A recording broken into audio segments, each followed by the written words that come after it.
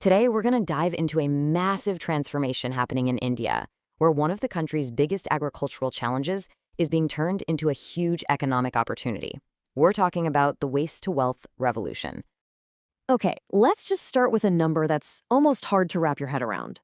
350 million tons. That's the staggering amount of agricultural waste India generates every single year. I mean, that's a literal mountain of crop residues, husks, and straw. And for decades, this has been seen as a huge problem. But what if we've been looking at it all wrong? What if this massive volume of waste is actually a treasure trove of untapped value? That's the core question that's driving this entire shift in thinking. Now, to really get a handle on the solution, we first have to understand the sheer scale of the problem. So let's take a closer look at this mountain of agricultural waste. You see, when this waste is mismanaged, the consequences are severe. It ends up contaminating our air, soil, and water. A really common practice, like burning crop stubble, that doesn't just pollute the air we breathe, it also strips vital nutrients from the soil, which hurts future harvests. And as it all decomposes in landfills, it releases methane, which is a really potent greenhouse gas. But here's where it gets interesting. There's a hidden potential here. According to India's Ministry of New and Renewable Energy, this so-called waste holds enough energy to generate over 18,000 megawatts of power every single year. That's an incredible amount of clean energy just sitting there, waiting to be unlocked. And that brings us right to the central idea of this whole thing, the waste-to-wealth philosophy, which is powered by the principles of a circular economy. At its core, the circular economy is all about designing waste out of the system from the very beginning.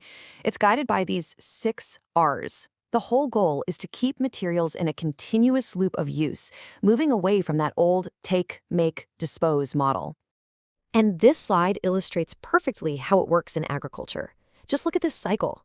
It starts with inputs for production, which, creates waste. But instead of being thrown away, that waste is recovered.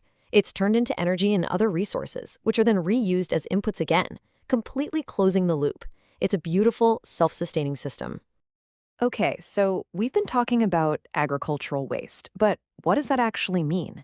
Let's break it down into its different forms. As you can see here, waste is generated at every single step of the journey, all the way from the farm to our plates. Let's look at the 4 main categories.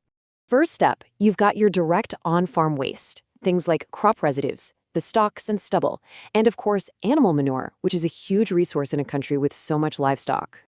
Then we move along the supply chain.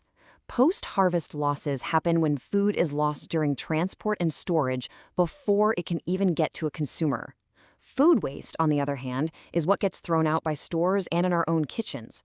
And get this, globally, that's about 1.3 billion tons a year. All of these materials, from crop stubble all the way to food scraps, fall under one key term: biomass. Put simply, it's any organic material we can convert into valuable resources, especially energy. So how do you take this from a cool idea to something that actually works? Well, India isn't just talking about this. It has launched a comprehensive action plan to make the waste-to-wealth vision a reality. This is a snapshot of the major government initiatives that are driving the change.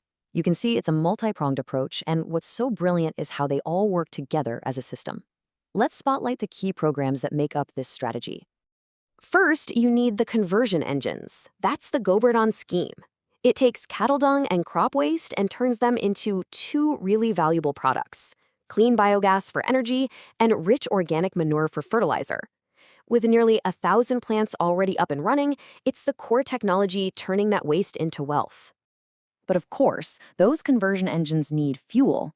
That's where the Crop Residue Management Initiative comes in. It tackles the problem at the source by providing farmers with over 300,000 machines to sustainably collect residue instead of burning it. This creates a steady supply chain of biomass to feed right back into those Govardhan plants. And this is crucial. You can't have a circular economy without the right infrastructure to connect everything. That's where massive funds like the AIFF and AHIDF come in, financing everything from warehouses to processing units. This is about building the physical backbone for the entire waste-to-wealth system, making sure waste can actually get from the farm to the processing plant efficiently. You see, all of these initiatives working together are not just about managing waste. They are fundamentally about building a more sustainable and prosperous future. And this isn't just an Indian story. It has huge global significance. By improving soil health, creating clean energy, and reducing waste, this entire approach directly supports the UN's Sustainable Development Goals, especially goal number 2, which is all about creating a food-secure world through sustainable agriculture. The economic potential here is, well, it's simply enormous. Projections estimate that by 2050, India's circular economy could be worth an astounding $2 trillion. To put that in perspective, that's like the entire economy of a country like Canada today.